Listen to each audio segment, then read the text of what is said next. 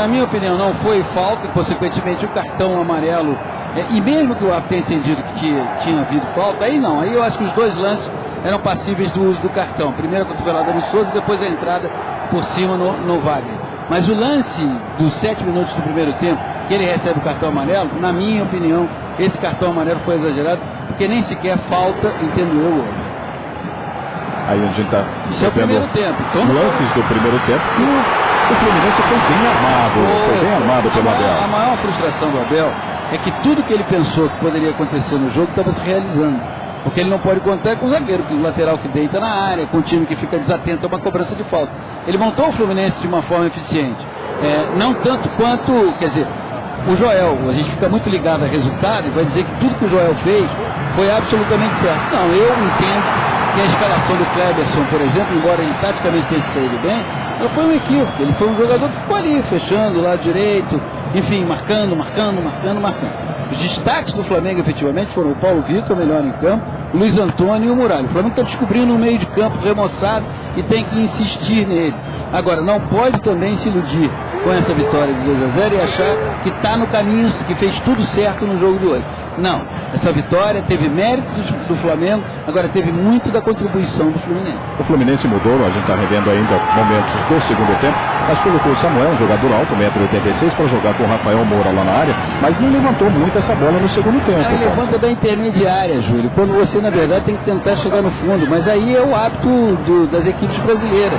A gente critica, às vezes, muitas vezes, o técnico só, mas muitas vezes, além do técnico, o jogador dentro de campo, e o poder do técnico é limitado, porque dentro de campo ele não tem como interferir, o jogador muitas vezes escolhe o caminho mais curto. Qual é o caminho mais curto? O caminho mais curto é chegar na intermediária, dar uma olhadinha, quem é que está ali? Está o Renato, está o Marcos Caetano, tem o Lino aqui. Vou mandar aqui, não pensa a jogada. O segundo tempo foi um jogo de uma equipe que precisava pensar o que fazer e de uma outra que pensou tudo o que tinha que fazer. E aí o Flamengo não foi tão ameaçado assim no segundo tempo como foi no primeiro. Porque o Fluminense não conseguiu enxergar ou descobrir os caminhos para fazer o que poderia levar a uma pressão do Flamengo, em cima do Flamengo.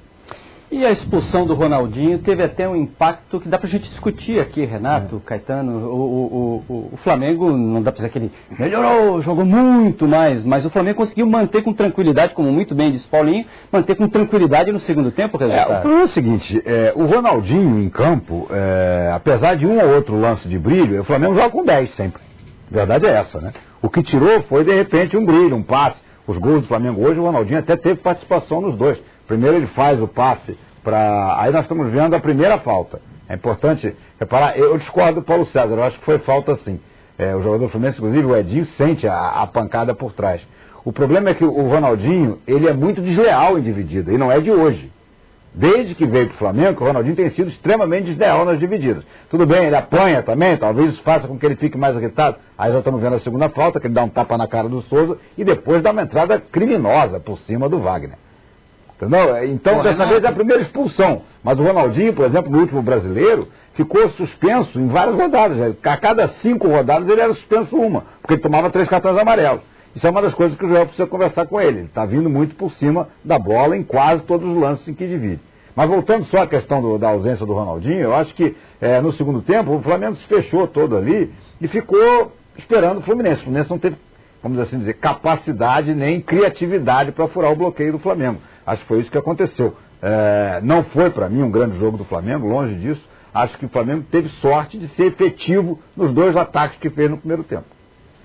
Renato, em relação a essa expulsão do Ronaldinho, eu creio que o que mais chama a atenção é que desde que ele veio para o Flamengo, especialmente no campeonato estadual, os árbitros são muito parcimoniosos com essas entradas, que não combinam, inclusive, com o jogador, com a qualidade dele, independentemente do fato dele hoje ser um jogador mais velho e não ter o brilho de outras épocas. Mas há algum tempo, o Ronaldinho tem esse tipo de entrada e sempre conta com a tolerância da arbitragem. E hoje aconteceu exatamente a novidade, Paulo César, é que hoje, pela primeira vez, ele foi expulso. Mas cartão amarelo, por exemplo, assim, ele tem tomado muito, tanto que ele desfalcou o Flamengo inúmeras vezes no Brasileiro. Porque ele está sendo maldoso nas divididas. O Ronaldinho, há algum tempo, não sei na Europa como é que ele era, a gente não via tanto. Olha esse pisão que ele dá no Wagner. Não dá para perdoar, não tem jeito. Esse tipo de entrada poderia levar um vermelho direto até. Outra coisa que chama a atenção e que aí faria muito bem Júlio, Renato, Marcos e Lino ao futebol brasileiro, seria se no vestiário o técnico chegasse e dissesse assim, olha, eu vi o lance, é uma coisa para ser conversada, lamento a expulsão, ele não pode ter esse tipo de comportamento. Porque se tivesse sido um jogador do Fluminense que tivesse entrado num jogador do Flamengo, muito provavelmente o discurso seria, a expulsão foi correta, vocês viram como é que ele entrou? Nesse momento em que o futebol brasileiro está tentando aí se encontrar taticamente e eticamente numa direção, os técnicos poderiam pensar um pouco também sobre o que eles dizem depois do jogo, vocês não concordam? Concordo. O Obdúlio Varela uma vez falou para um árbitro assim, olha, o jogador do Uruguai, a seleção uruguaia recebeu uma falta duríssima e falou, olha, juiz, eu não quero reclamar não, mas se algum dos meus jogadores der uma patada que nem esse cara deu, eu exijo que o senhor o expulse, porque no meu time ninguém faz isso. Lendas do futebol, histórias do Obdúlio Varela, mas é um pouco isso que o Paulinho estava dizendo. Olha, não dá para o técnico sempre passar a mão na cabeça. Eu concordo com o Renato, aquele lance do Ronaldinho, ele merecia já cartão vermelho no segundo lance direto, que foi uma cotovelada e um pisão maldoso. E o Fla-Flu, que teve essa característica divertida de sempre aquela história, né? Quem parece menos favorito ganha. Foi assim no primeiro, aliás, o Fla-Flu completando 100 anos, né, esse ano. Esse foi o primeiro Fla-Flu do centenário. Já começou assim, né? O Fluminense todo desmontado, o time do Flamengo era o time do Fluminense que tinha migrado para o Flamengo, favoritíssimo, portanto, campeão estadual, e o Fluminense vence por 3-2. E sempre foi um pouco assim, né? Quando o Flamengo tinha aquele timaço, o Assis ia lá e vencia, o gol de barriga, e o Flamengo, muitas vezes, quando o Fluminense estava bem arrumado, nessa fase agora que o Fluminense está melhor, o Flamengo se dando bem em cima do Fluminense. Mas eu acho que o Abel, no segundo tempo, bobeou. Eu acho que ele tinha que ter entrado com o Lanzini mais cedo. Eu não entendi essas mexidas do Wallace, do Samuel, não são jogadores para você lançar assim num Fla-Flu. Enfim, optou por poupar alguns jogadores, mas o fato é que o time estava muito melhor no primeiro tempo, quando sofreu 2 gols, do que no segundo tempo, quando ficou nesse jogo de chuveirinho, como bem assinalou aí o Paulinho, que para mim não leva a nada. Então o Flamengo venceu e foi muito inteligente no segundo tempo. Acho que esse é o grande mérito do Flamengo e do Joel, para administrar um placar construído no primeiro tempo em falhas do Fluminense. Acho que tem uma coisa também que deve ser destacada, o Paulinho já começou até a tocar nisso, que é a questão da garotada do Flamengo. O rejuvenescimento do meio de campo. E é inevitável. O Flamengo precisa rejuvenescer o time dele. O Muralha e o Luiz Antônio, claro, erra um passe ali, outro aqui, mas é óbvio que o futuro do Flamengo passa pelo Muralha e pelo Luiz Antônio. E também, que acho que jogaram bem hoje, e jogou para mim muito bem, e é a grande contratação do Flamengo, além do Wagner Love, claro, o brasileiro chileno Gonzalez. Deu uma segurança à zaga ali atrás, é impressionante, esse zagueiro não perde dividida. E não é de fazer falta, é raro a gente ver uma falta do Gonzalez. Acho que o Gonzalez, o Muralha, o Luiz Antônio e o Paulo Vitor, é claro, o Paulo Vitor fez, nós vimos nos melhores momentos, pelo menos umas 3 grandes defesas, foram os grandes destaques do Flamengo nessa vitória. Não só, Renato, como o Gonzalez, mas também o David Braz, que principalmente que o Fluminense usou muito as bolas por cima. O que vai acontecer com o David Braz vai ser interessante. O Gonzalez é um zagueiro que está muito acima dele.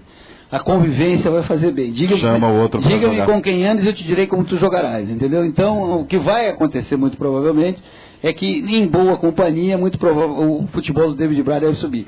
Em relação ao Fluminense, também ficou evidente uma outra coisa que nós observamos aqui.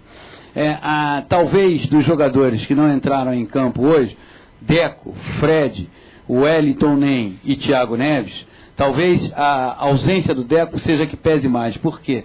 É impressionante que o Wagner ainda não conseguiu se encontrar no Fluminense. Ele é um jogador de estilo frio, é um jogador que pouco fala no jogo, tem visão de jogo, mas não conseguiu se encontrar. Hoje, o Abel, a partir de um determinado instante, tentou organizar o meio de campo com ele e com o Souza no segundo tempo, mas o Wagner ainda não conseguiu se encontrar. Um jogador que está perdido nesse elenco do Fluminense, entre o que se esperava dele ao contratá-lo e o que ele tem conseguido fazer até agora, a diferença de forma desfavorável para ele é muito acentuada. Paulo Júlio, se não fosse